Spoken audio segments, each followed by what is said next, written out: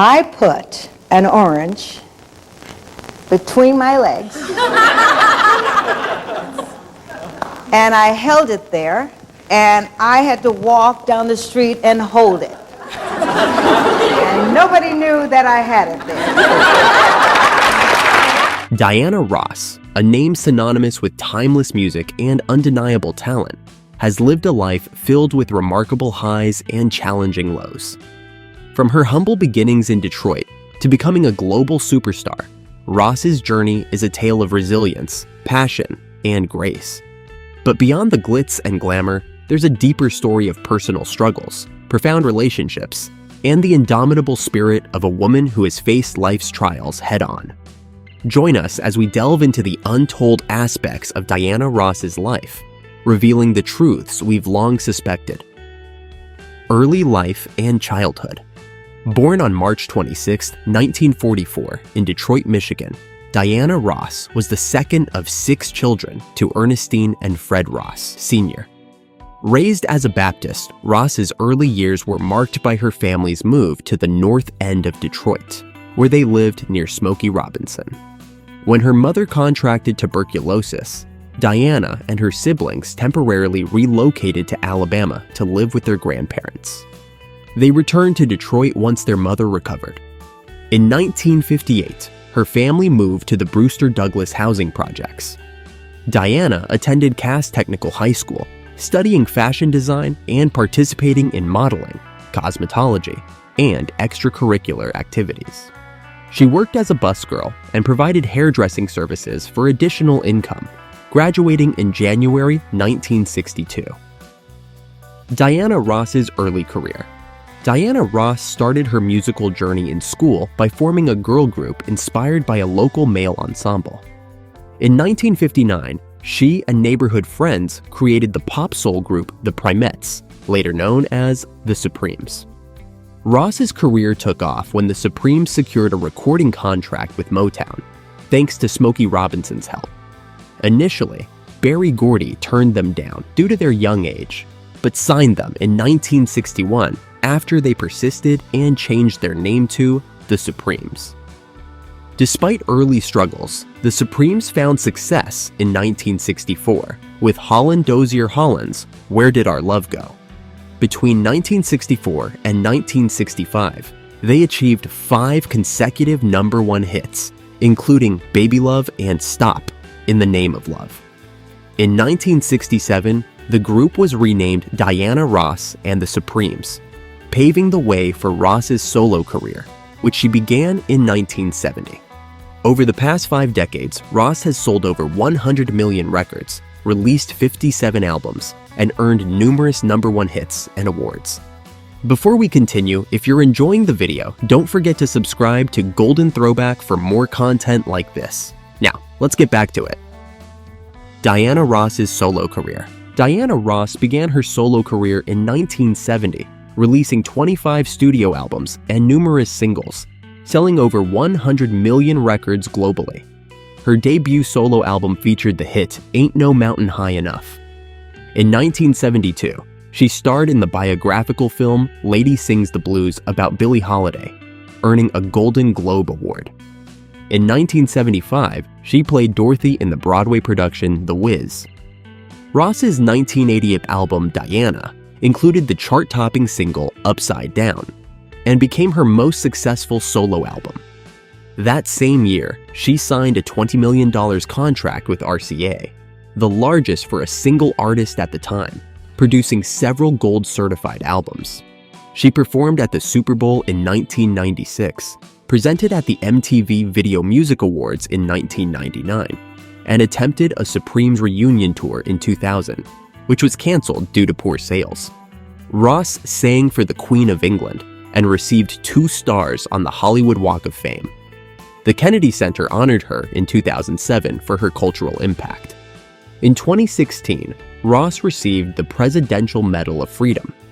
In 2023, she and her fellow Supremes were awarded the Grammy Lifetime Achievement Award, making Ross the first woman to win it twice, having also received it solo in 2012.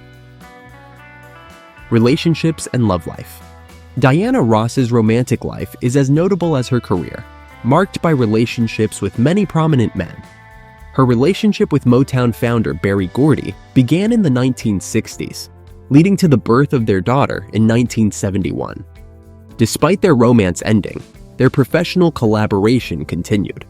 Ross had notable relationships with actor Jon Voight, childhood friend Smokey Robinson, Norwegian businessman Arne Næss Jr., Motown artist Eddie Kendricks, Kiss frontman Gene Simmons, actor Ryan O'Neal, tennis player Arthur Ashe, fashion photographer Francesco Scavullo, actor Warren Beatty, music executive Robert Ellis Silberstein, actor Richard Gere, and former New York City Mayor Michael Bloomberg.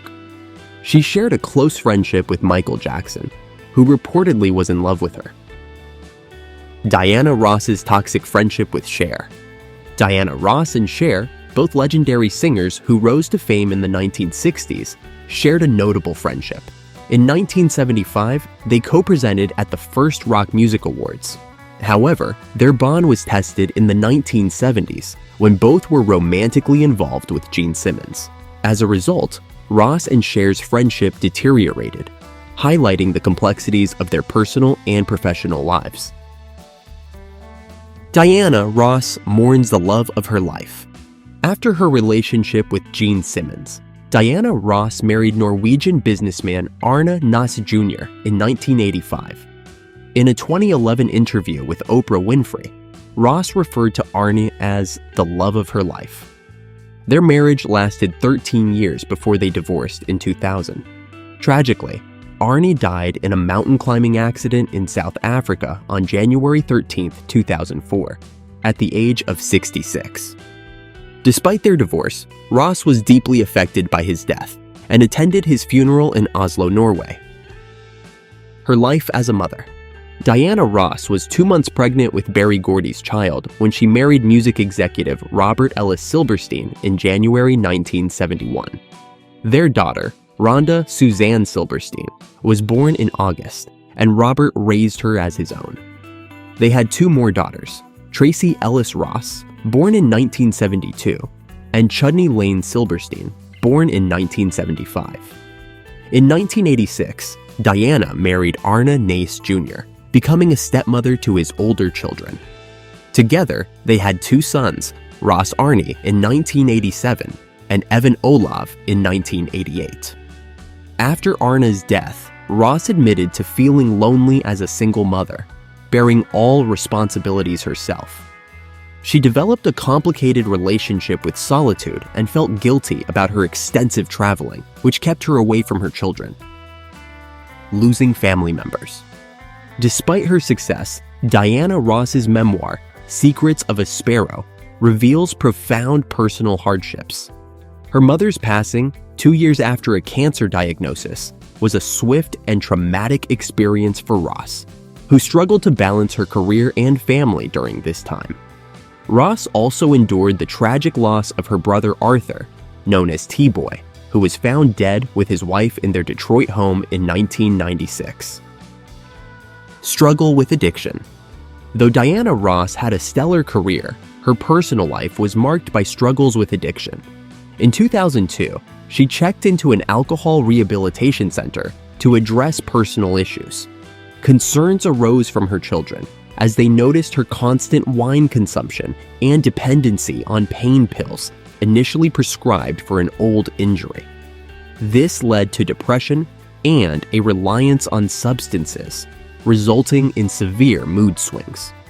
When Ross checked into the Promises Clinic, she appeared disoriented, possibly due to heavy medication. Diana Ross's career challenges. Despite her superstar status, Diana Ross's career was fraught with challenges. Her departure from the Supremes was far from seamless. The group achieved significant success, but turmoil began in 1967 when Florence Ballard struggled with alcohol addiction, leading to her dismissal. 3 years later, Ross left the group to pursue a solo career.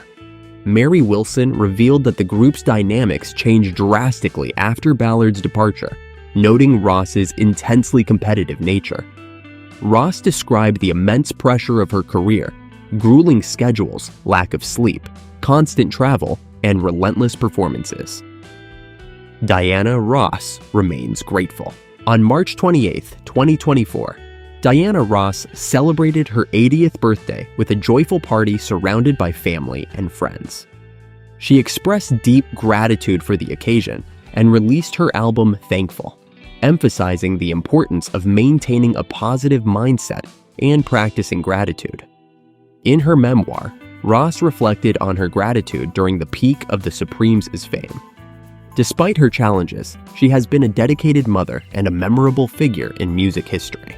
Let us know your thoughts on Diana Ross and her incredible journey in the comments below. Don't forget to like and subscribe to Golden Throwback if you enjoyed this video.